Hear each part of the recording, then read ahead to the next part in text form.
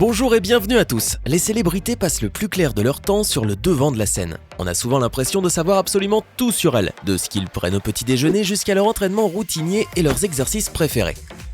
Cependant, les célébrités ont aussi leurs secrets, et certains d'entre eux sont tellement lourds qu'ils font tout pour les garder cachés. Voici 10 secrets que les célébrités ne veulent pas que vous sachiez. N'hésitez pas à liker la vidéo si elle vous plaît et si vous êtes nouveau sur la chaîne, n'oubliez pas de vous abonner et d'activer la notification pour ne rater aucune de nos prochaines vidéos. On commence.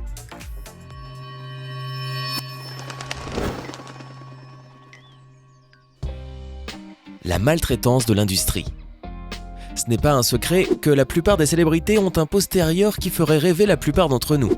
Alors que certains ont la chance d'avoir naturellement les bons gènes leur permettant de manger ce qu'ils veulent sans prendre un gramme, d'autres doivent passer plusieurs heures par jour à faire de l'exercice et à transpirer. Cependant, certaines célébrités réussissent mieux à rester en forme que d'autres, et celles qui ont du mal à se débarrasser de leur excès de poids font face à une pression considérable, et sont même menacées de voir leur contrat de tournage prendre fin ou d'être interdites de fouler le tapis rouge. La magnifique actrice Greta Garbo a lutté toute sa vie contre son poids, ne mangeant rien que des épinards durant 3 semaines avant de faire son apparition sur le tapis rouge. Alors que des actrices comme Bette Davis et Joan Crawford ont même été contraintes d'avorter pour éviter de bloquer leur carrière. Et à l'époque où l'égalité est prônée partout, les femmes continuent à recevoir des salaires inférieurs à ceux de leurs homologues masculins, même lorsqu'elles travaillent sur les mêmes films. Par exemple, Amy Adams et Jennifer Lawrence ont toutes les deux reçu des salaires beaucoup plus bas pour American Bluff. Bien que la plupart des célébrités soient réticentes à en parler, il semblerait que c'est une pratique très courante à Hollywood. Hollywood et la cruauté envers les animaux. Avez-vous déjà vu l'avertissement à la fin du film qui dit qu'aucun animal n'a été blessé ? Vous prenez cette phrase pour argent comptant ? Vous vous sentez rassuré ?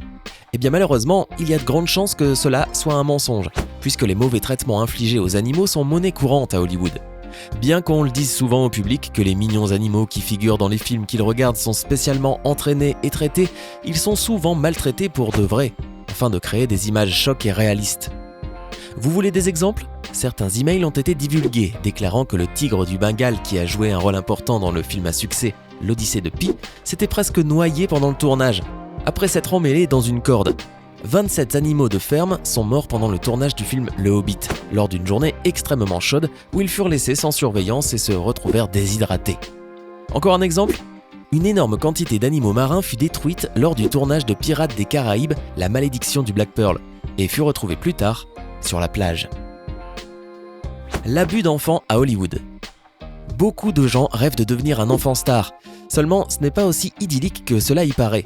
Les enfants acteurs doivent non seulement étudier, mais aussi travailler dur. Ensuite, ils risquent une menace supplémentaire, celle d'être maltraités par les producteurs, les réalisateurs et autres personnes de pouvoir. Après avoir caché pendant des années les plus lourds secrets de leur vie, plusieurs anciens enfants stars tels qu'Elijah Wood et Corey Feldman ont récemment dénoncé l'épidémie de pédophilie à Hollywood. Elijah Wood a fait des allusions cachées en ce qui concerne ce qu'il y a de mauvais dans les tréfonds, tandis que Corey Feldman a été beaucoup plus franc sur les agressions sexuelles que vivent de nombreux enfants, bien qu'il affirme que pour des raisons juridiques, il ne peut donner aucun nom en dehors du tribunal. La déclaration la plus accablante concerne sans doute Corey Haim, qui a joué avec Feldman dans un certain nombre de films au cours des années 80.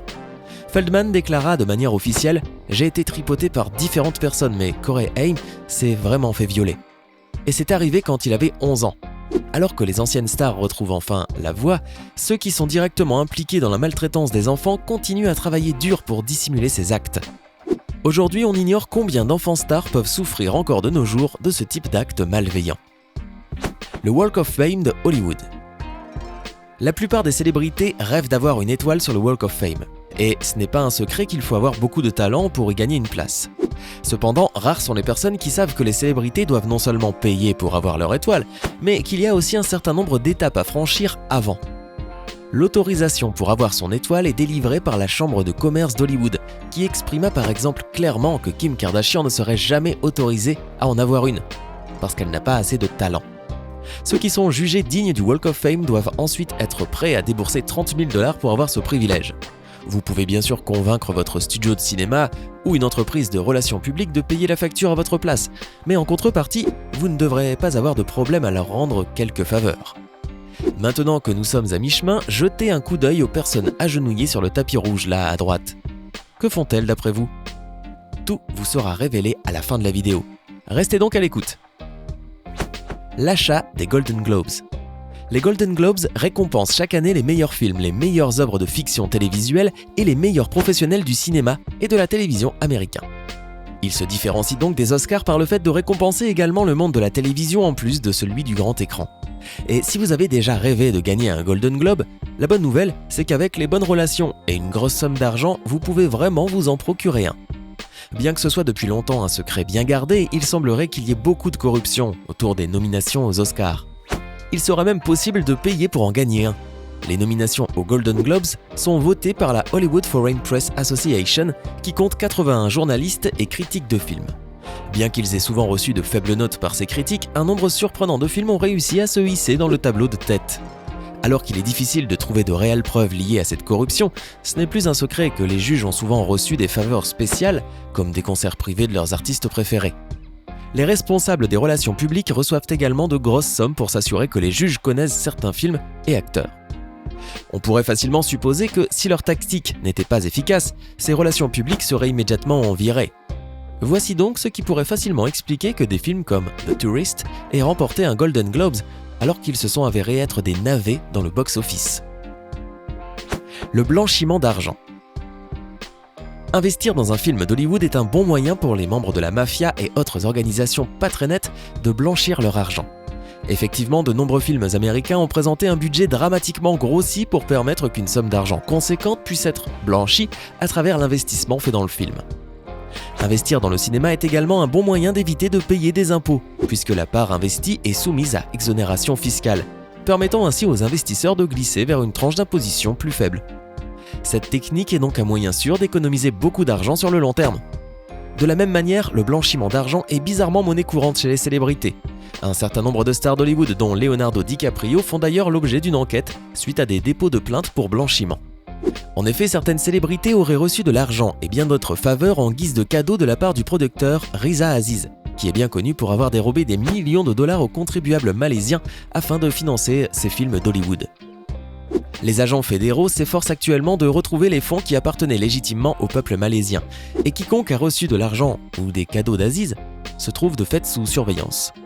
Parmi les célébrités concernées, on peut trouver Leonardo DiCaprio, Martin Scorsese, Jonah Hill, Christian Bale, Casey Affleck et encore Forest Whitaker. Les fausses romances des célébrités. Nous aimons tous voir les célébrités en couple, surtout si elles ont travaillé en étroite collaboration dans le même film. Il arrive que la romance filmée sur grand écran se transpose parfois dans la vraie vie, mais ce n'est pas toujours le cas, voire même pas souvent. En fait, de nombreuses célébrités sont encouragées par leurs agences à faire semblant d'être ensemble, afin de faire un peu plus de publicité au film.